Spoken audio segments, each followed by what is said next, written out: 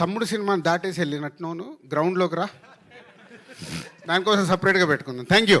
Okay, thank you very much. Thank you to all the media. So దయచేసి నేను అన్ని thumb lines check చేస్తా, తప్పుది ఎక్కడన్నా కనిపించిందా, ఇగో మళ్ళీ ఇది కూడా తీసుకోండి.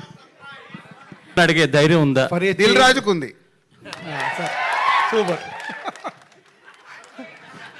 నితిన్ దాని కంటిన్యూషనే ఈ ఓటీటీలు మీరు స్క్రీన్ లో ఏగానే జనాలు ఫిక్స్ అయిపోతున్నారు. ఒక నిమిషం, దిల్ రాజుకి ఎందుకు ఉందని అంటున్నా అంటే, నేను అందరి హీరోలతో పనిచేసా, అందరి హీరోలతో నేను మాట్లాడేటప్పుడు కూర్చోబెట్టుకుని ఎక్స్ప్లెయిన్ చేస్తాను, గుడ్ బ్యాడ్, తర్వాత వాళ్ళ డెసిషన్, ఇలా ఎలా ఉంది అలా ఎలా ఉంది అని.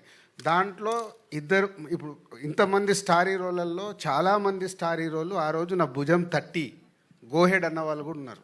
దానికి ఎగ్జాంపుల్ ఎన్టీఆర్ బృందావనం అప్పుడు, మిస్టర్ పర్ఫెక్ట్ అప్పుడు ప్రభాస్, సీతమ్మ వాకిట్లో సిరిమల్ల చెట్టు అప్పుడు మహేష్ బాబు, వకీల్ సాబ్ అప్పుడు పవన్ కళ్యాణ్ గారు, అందరు. అంటే వెన్ ప్రొడ్యూసర్ నిజంగా సినిమానే తీయాల కాదు, ఎకానమిక్స్ కూడా వాళ్ళతో కూర్చొని రియాలిటీగా ఎక్స్ప్లెయిన్ చేస్తే 100% రీచ్ అవుతుంది. చేసే ఓపికలు నిర్మాతల దగ్గర లేవు. వెళ్ళిపోయి ప్రాజెక్ట్ సెట్ చేసుకోవాలి, లేకుంటే అమ్మో నేను లేట్ అవుతే వెనక ప్రొడ్యూసర్ వెళ్ళిపోయి ఇస్తాడేమన్నా సగం టెన్షన్లో యాక్సెప్ట్ చేసుకొని వస్తారు. అది ప్రాబ్లం. అంటే ఈ పోటీ ప్రపంచంలో అది కంటిన్యూ అవుతుంది అనుకుంటున్నారా? మాకే కాదు కదా, మీకు కూడా ఉంది కదా. TV5లో వస్తుందంటే TV9 వాళ్ళకి టెన్షను, NTVలో వస్తుందంటే ఇంకొకరి టెన్షను. ఇది మన అందరిది. నేను అందుకే అండర్లైన్ చేసేది ఇందాక చేసా, మాకే కాదు మీకు కూడా ఉంది పోటీ ప్రపంచం.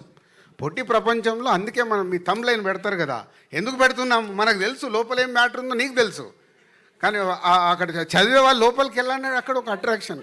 ఇది cinema media, we are is entertainment people కదా, ఎంటర్టైన్మెంట్ ఇండస్ట్రీలో ఉన్నాం కాబట్టి ఇవన్నీ కామన్. ఇది మీకు ఎంత మట్టుకు అర్థమై దీన్ని హైలైట్ చేసుకుంటూ వెళ్తారో అది ప్రయత్నం చేయండి.